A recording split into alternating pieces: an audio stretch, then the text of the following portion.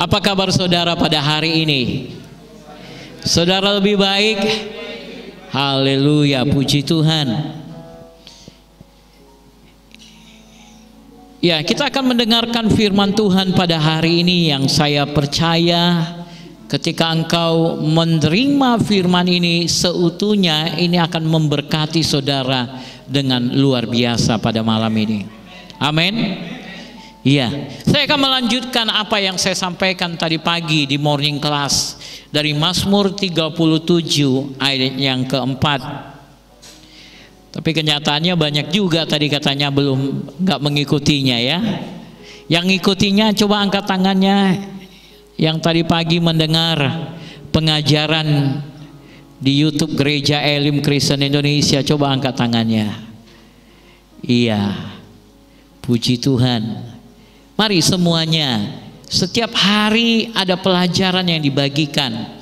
Supaya saudara dapat notifikasinya, saudara tekan subscribe-nya, like, kemudian tekan tombol loncengnya. Supaya setiap hari ketika ada dikeluarkan video terbaru, saudara bisa tahu, bisa dapatkan saudara. Sehingga ini bisa menjadi berkat bagi saudara semuanya. Puji Tuhan. Firman Tuhan yang saya sampaikan tadi pagi dari Mazmur pasal yang ke-37 ayat yang keempat ini luar biasa Bapak Ibu. Sangat dibutuhkan sekali pada masa-masa akhir zaman ini. Banyak orang mencari solusi, khususnya dalam menghadapi pandemi ini. Karena seringkali kita dibingungkan dengan yang terjadi di sekitar kita. Tidak ada obat, tidak ada vaksin. Sehingga apa yang harus kita buat? Apa yang harus kita lakukan? Satu-satunya adalah menjaga kekebalan tubuh kita. Bagaimana caranya menjaga kekebalan tubuh kita? Ini yang perlu kita pahami. Dari Mazmur 37 ayat yang keempat berkata, mari kita baca bersama-sama. 1, 2, 3. Dan bergembiralah karena Tuhan, maka Ia akan memberikan kepadamu apa yang diinginkan hatimu. Bergembiralah karena Tuhan. Ada banyak hal yang bisa membuat kita gembira. Tetapi seringkali hal-hal yang membuat kita gembira tadi pada akhirnya tidak bisa berbuat banyak untuk menolong kita. Biasanya kita bergembira karena uang banyak, menang lotre, atau kita dapat penghasilan keuntungan yang besar, dapat bonus yang besar, membuat kita gembira. Dapat pacar buat gembira, oh tertawa sendiri, tersenyum-senyum.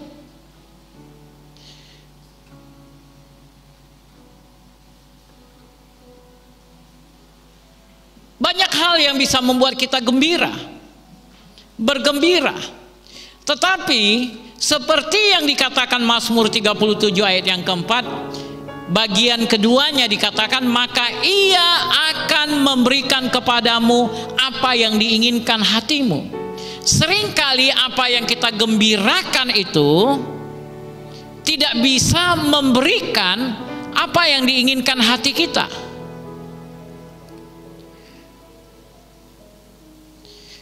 Banyak orang bergembira karena uang. Tetapi pada masa ini kita melihat dari mulai apa yang terjadi di Wuhan, tentang bagaimana orang-orang yang memiliki uang yang bukan sedikit, berlimpah-limpah, tapi kemudian di saat-saat pandemi, uang tidak bisa menolong dia. Uang tidak bisa memberikan apa yang diinginkan hatinya. Sehingga kita melihat video-video bagaimana mereka mencampakkan uang-uang mereka dari lantai-lantai atas apartemen mereka. krisis ekonomi yang terjadi di Venezuela dan di beberapa tempat yang lain. Uang banyak tidak ada arti. Ada video yang sempat viral bagaimana seorang orang tua, bapak dan ibu membawa uang berkoper-koper ke rumah sakit dan berkata, "Dokter, tolong selamatkan anakku. Aku berapapun harganya." Tapi ternyata uang tidak bisa memberikan apa yang diinginkan hati kita, saudara. Itu sebabnya firman Tuhan katakan, "Bergembiralah karena Tuhan, maka Dia akan memberikan kepadamu apa yang diinginkan hatimu." Amin.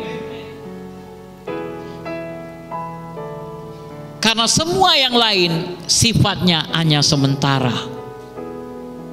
Sifatnya hanya sementara. Saya akan bawa saudara pada hari ini dari segi ilmu kesehatannya, Bapak Ibu. Karena penting juga kita memahami.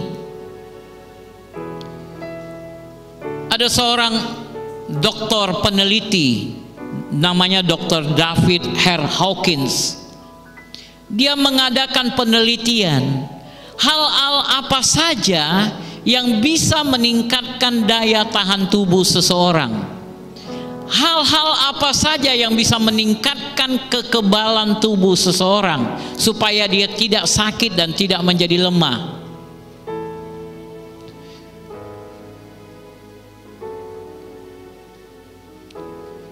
Dia mulai dengan apa yang dibutuhkan oleh jasmani kita, dari makanan. Makanan-makanan yang bisa meningkatkan kekebalan.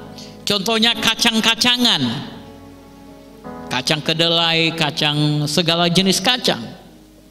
Ada banyak hal yang bisa meningkatkan kekebalan tubuh, daya tahan tubuh.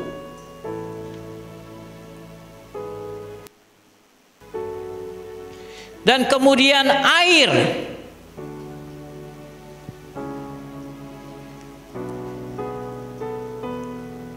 Karena semua yang mampu meningkatkan kekebalan tubuh kita itu mengandung frekuensi getaran.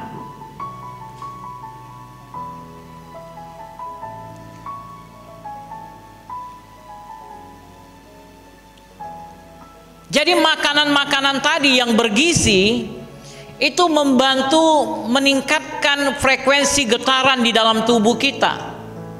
Dan itu yang menjaga imun, membantu menjaga imun kita. Air, 2/3 tubuh kita ini mengandung air, berisi air. Itu sebabnya kita perlu banyak minum air. Air melakukan banyak hal yang luar biasa.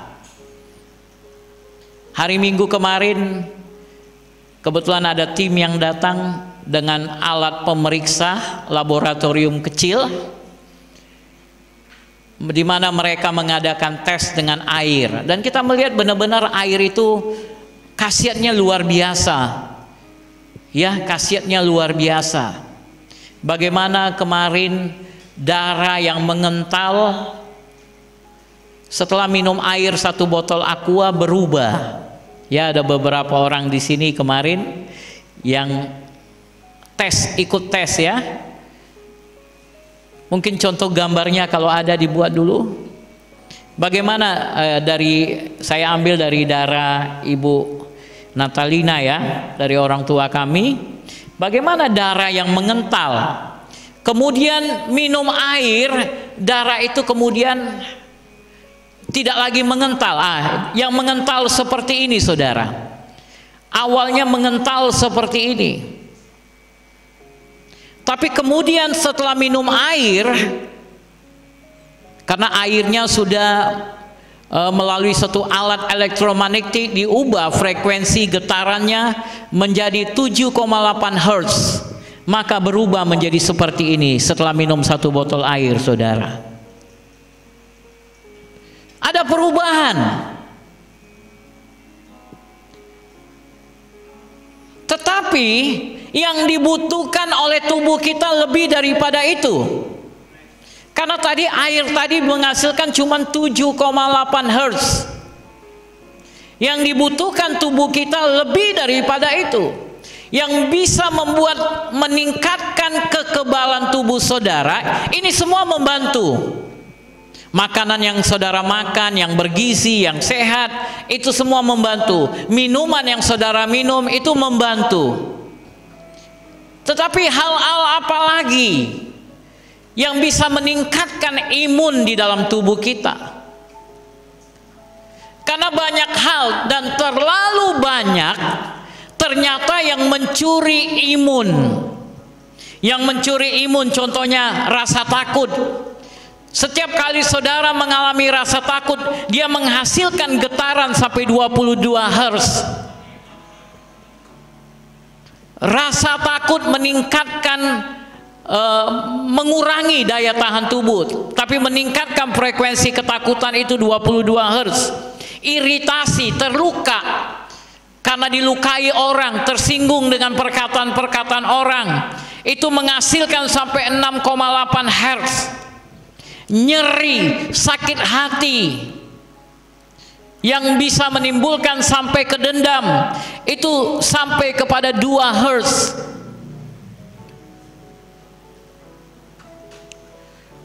Ditambah lagi dengan frekuensi bumi sekarang ini sudah 27,4 Hz.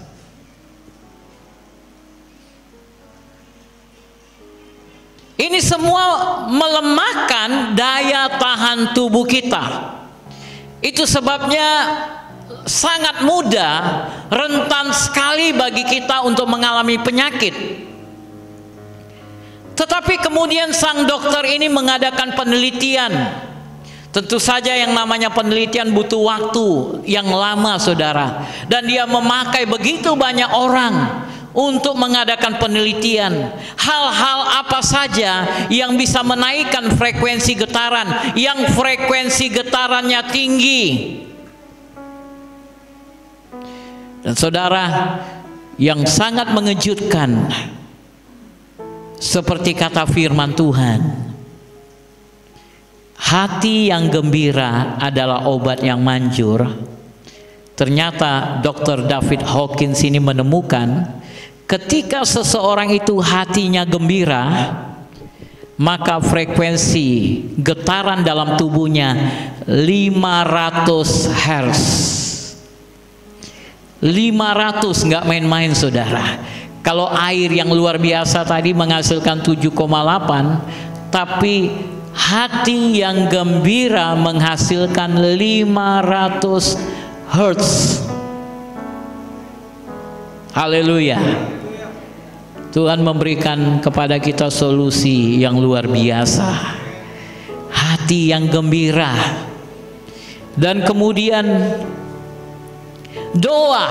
Setiap kali saudara berdoa, itu meningkatkan imun, getaran itu 120 sampai 350 Hz. Setiap kali saudara berlutut berdoa, menaikkan doa kepada Tuhan, itu membuat getaran di dalam tubuh saudara 120 sampai 350 Hz. Setiap kali saudara menaikkan ucapan syukur, mengucapkan kata terima kasih, maka itu akan menghasilkan 150 Hz getaran di dalam tubuh saudara. Setiap kali hati saudara tergerak dengan compassion, belas kasih, maka itu bisa menghasilkan 200 sampai 205 Hz.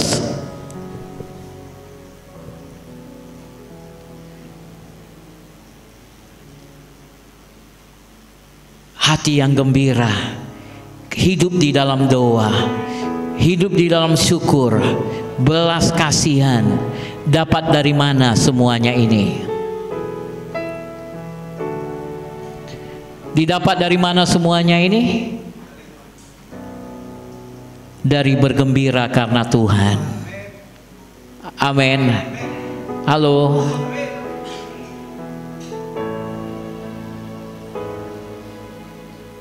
Karena bergembira karena Tuhan, saudara. Dan seperti apa bergembira karena Tuhan?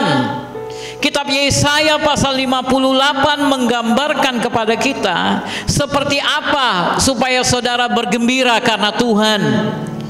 Yesaya 58 ayat 13 sampai ayat yang ke-14.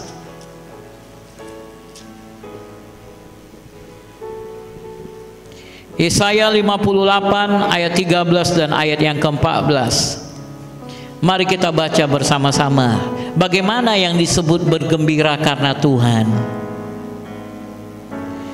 1, 2, 3. Apabila engkau tidak menginjak-injak hukum Sabat dan tidak melakukan urusanmu pada hari kudusku, apabila engkau menyebutkan hari Sabat hari kenikmatan dan hari kudus Tuhan hari yang mulia, apabila engkau menghormatinya dengan tidak menjalankan segala acaramu dan dengan tidak mengurus urusanmu atau berkata omong kosong, maka ayat 14, maka engkau akan bersenang-senang karena Tuhan, dan aku akan membuat engkau melintasi puncak bukit-bukit di bumi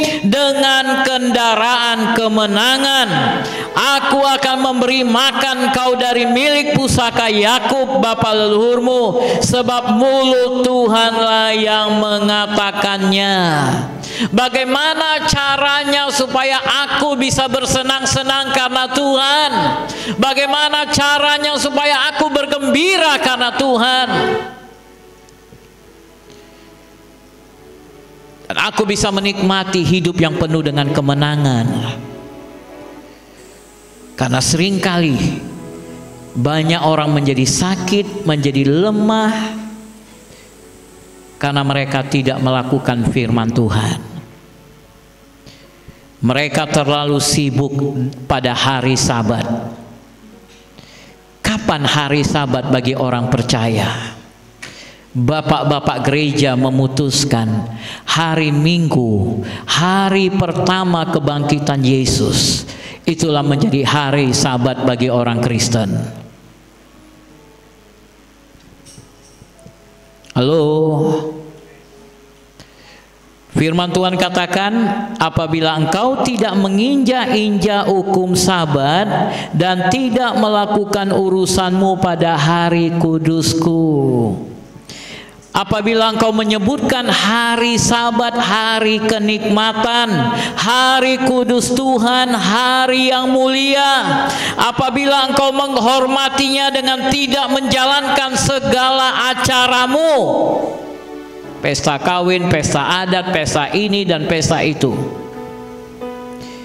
dan dengan tidak mengurus urusanmu atau berkata omong kosong, duduk di kedai kopi, ngalur ngidul cerita sana cerita sini pada hari Sabat, pada hari di mana engkau seharusnya beribadah, hari di mana engkau beribadah. Apa yang kau lakukan? Engkau bernyanyi, memuji Tuhan, hatimu menjadi gembira, engkau menaikkan doa, engkau mengucap syukur.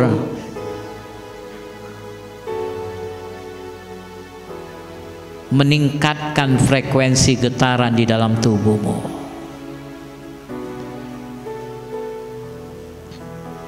Tapi sayangnya banyak orang yang melupakan firman ini, menganggap remeh dengan hari ibadah.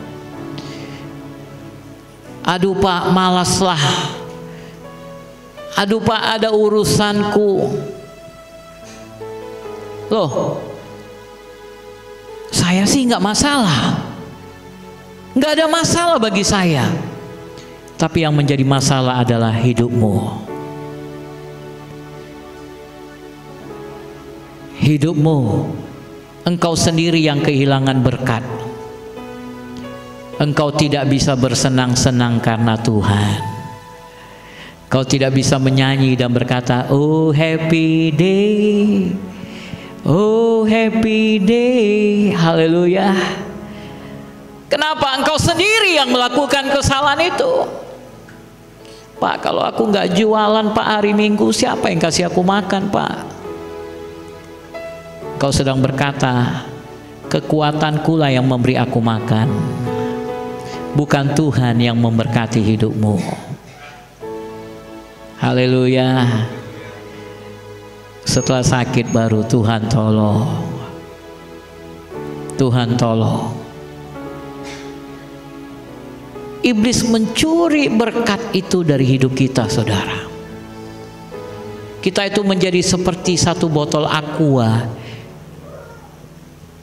yang kemudian dibolongi oleh iblis dari setiap sudut, sehingga tanpa sadar ketika kita membawa botol aqua yang penuh dengan air tadi, di ujung perjalanan kita melihat mau minum, kok udah habis airnya, mana berkatku, kering, sudah tidak bisa lagi bersenang-senang karena Tuhan.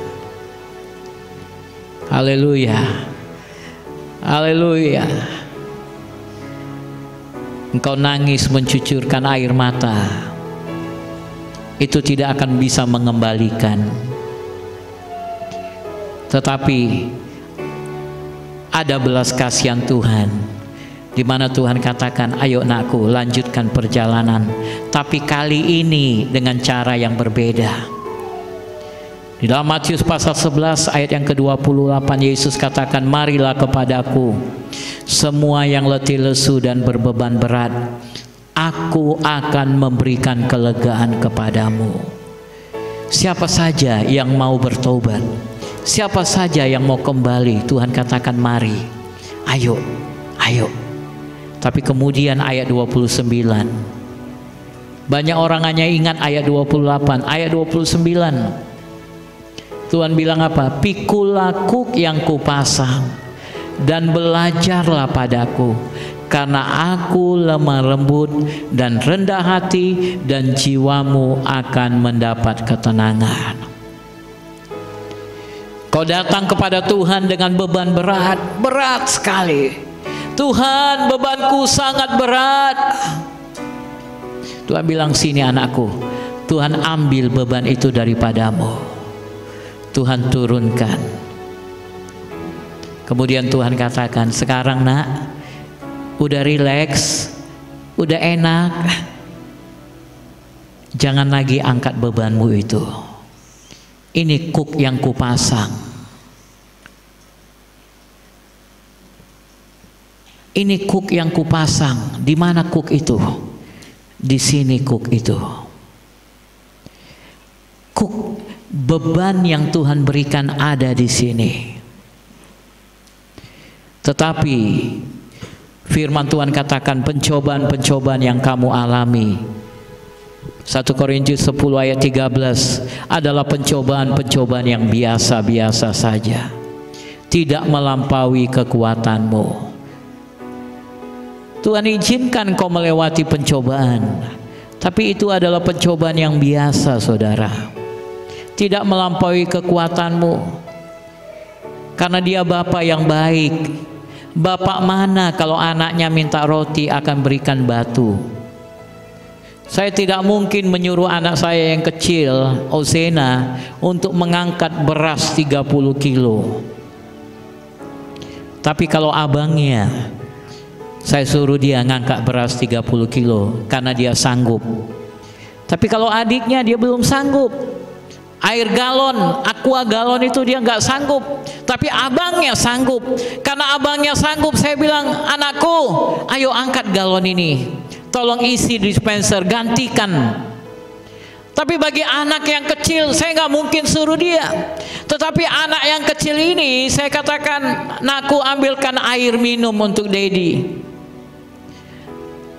Nakku, buatkan teh untuk Dedi." Karena dia sudah diajar cara membuat teh. Diberikan tanggung jawab sesuai dengan ukuran dia, kemampuan dia. Seperti itu juga Bapa di surga. Dia memberikan kepada setiap orang sesuai dengan ukuran kemampuan yang bisa diterima orang itu. Tentu saja kepada anak kelas 1 SD tidak mungkin diberikan ujian yang sama seperti kepada anak SMA kelas 1. Anak SMA nggak juga mungkin diberikan ujian anak SD. Gampang sekali dengan tertawa dia isi. Tetapi kebanyakan kita mau seperti anak SMA tadi.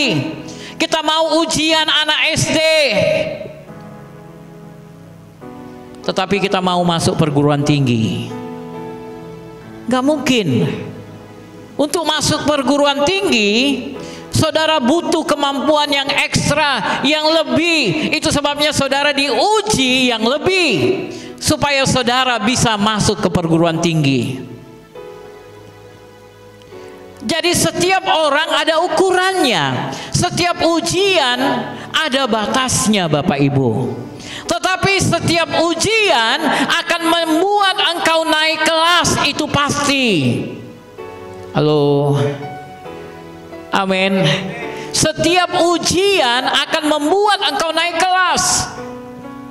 Itu pasti.